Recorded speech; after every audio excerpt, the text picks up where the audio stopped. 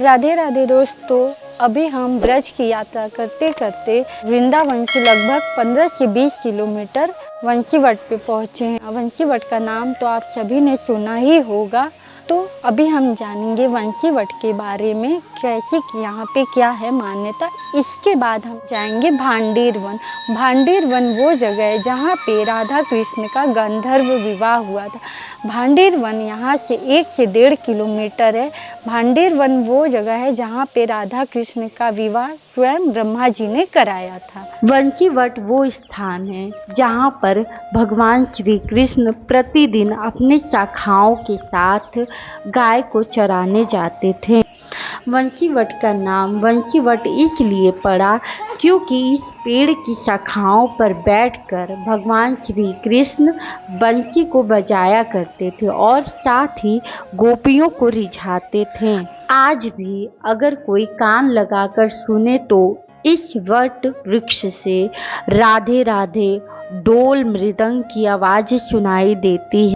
मान्यता है कि इस वट वृक्ष की छांव में बैठकर अगर कोई भजन करता है तो उसकी सारी मनोकामनाएं पूरी होती है। जिस जगह हम हैं ये वही वट वृक्ष है जहाँ पे भगवान श्री कृष्ण अपने गायों को चराने आया करते थे। तो इसी जगह पर बैठकर अपने सखाओं के साथ भोजन किया करते थे, साथ ही बंसी को बजाते थे। तो ऐसी मान्यता है कि आज भी बंसी की धुन सुनाई देती है। तो आइए हम भी एक बार ट्राई करते हैं, क्या बंसी की आवाज़ सुनाई देती है।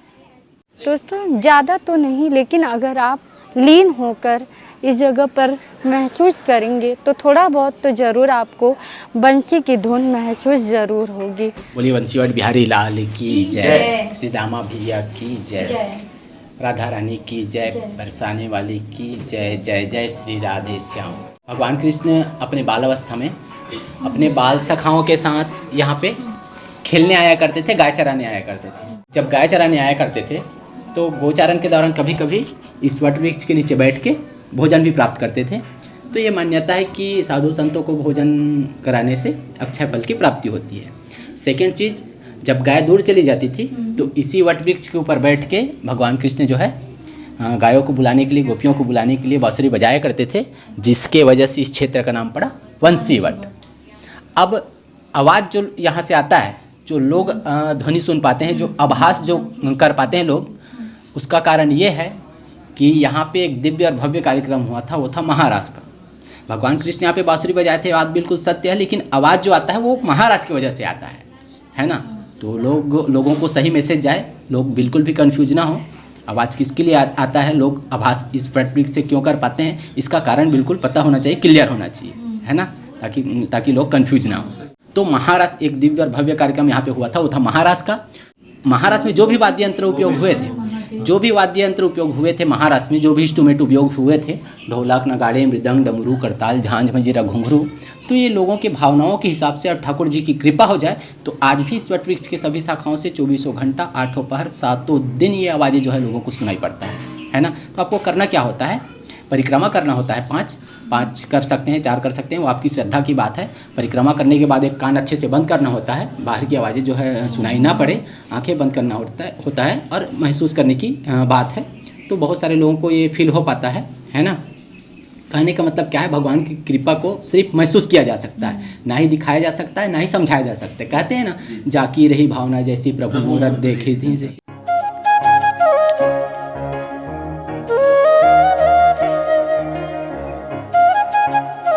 अभी हम वंशीवट से 1 किलोमीटर दूर भांडेर वन में आ गए। भांडेर वन पूरे ब्रजधाम में एकमात्र ऐसा स्थान है जहां कान्हा जी के हाथ में बांसुरी नहीं है।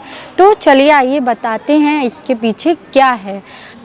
दर्शन में आपने देखा होगा पूरे ब्रजमंडल में कन्हैया के साथ बांसुरी होगी, लेकिन एकमात्र स्थान भांडेर वन विवाह स्थल राधा कृष्ण, यहाँ कन्हैया के हाथ में बांसुरी नहीं है।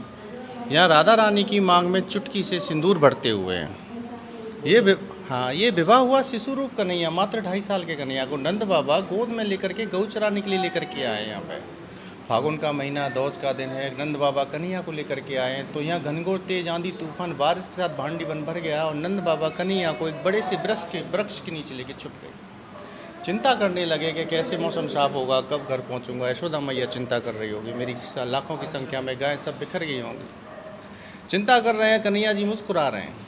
क्षण बर्बादी इतना तेज प्रकाश होता है, इतना तेज प्रकाश होता है कि भांडी वन तेज उजाले के साथ बढ़ जाता है। बोले तो यहाँ करोड़ों सूर्य एक साथ निकले, इतना तेज प्रकाश होता है। उसी प्रकाश के साथ राधा रानी प्रकट हुई। यहाँ पे राधा रानी प्रकट हुई, नंद बाबा ने दर्शन किए उनके। नंद बाबा ने दर्शन किए तो वो कह रहे हैं नंद बाबा कि मैं जानता हूँ आप कन्हैया मेरे राधा रानी है, मेरे से मेरा कन्हैया शिशु रूप लेने आई हैं। छोटा सा कन्हैया है, नटखट है, मेरे कन्हैया के साथ खेलेंगे। जैसे ही नंद बाबा ने कन्हैया को राधा रानी को सौंपा है, राधा रानी ने अपनी गोद में लिया है तो शिशु रूप विलुप्त हो गया, यानी बाल रूप विलुप्त हो गया। अपने बराबर का बनाया है, तरुण रूप में बराबर का बना करके राधा रानी कन्हैया एक दिशा अंतर्धाम हुई। एक दिशा अंतर्धाम हुई तो वहाँ एक दूसरे का मनोरथ श्रृंगार हुआ है, राधा कृष्ण कृष्ण राधा का। इसी श्रृंगार स्वरूप दर्शन प्राप्त कर नारद जी बोले कि आप लोगों का संगम हुआ है, इसका श्रेय तो मेरे ब्रह्मा जी को जाता है, जो 68,000 साल पहले तप लिए बैठे हैं कि कब ठाकुर ठाकुरानी के मैं एक साथ दर्शन करूंगा। आप अनुमति दें तो मैं ब्रह्मा जी को पुष्कर से ले आऊँ। नारद जी अनुमति लेके गए हैं ठाकुर जी से, ब्रह्मा जी से पुष्कर से ब्रह्मा जी को लेकर के आए। ब्रह्मा जी बोले कि मैंने तो 68,000 साल मात्र एक दर्शन के लिए गुजार दिया, आपका श्रृंगार स्वरूप दर्शन प्राप्त किए तो मेरे मन में विचार है कि मैं आप लोगों का विवाह करा दूंगा तो आपके नाम से मेरा नाम जुड़ जाएगा और मेरी भी पूजा कहीं नहीं होती है तो मेरी भी पूजा होने लगेगी। इतना ही बोले ब्रह्मा जी तो नवरत्न मंडप प्रकट हुआ। ठाकुर जी से अनुमति ली विवाह की, उन दोनों का विवाह कराया, पुरोहित बने, पिता बने और राधा रानी का कन्या दान दिया। तो दोस्तों ये देख सकते हैं, ये त्रिवेणी कूप है। यहाँ के लोगों की मान्यता है कि ये साल में एक दिन इस कूप का पानी बिल्कुल दूध की तरह सफ़ेद हो जाता है। देखिए अभी हम इस कूप से पानी निकालें और देखते हैं कैसे इसका टेस्ट है।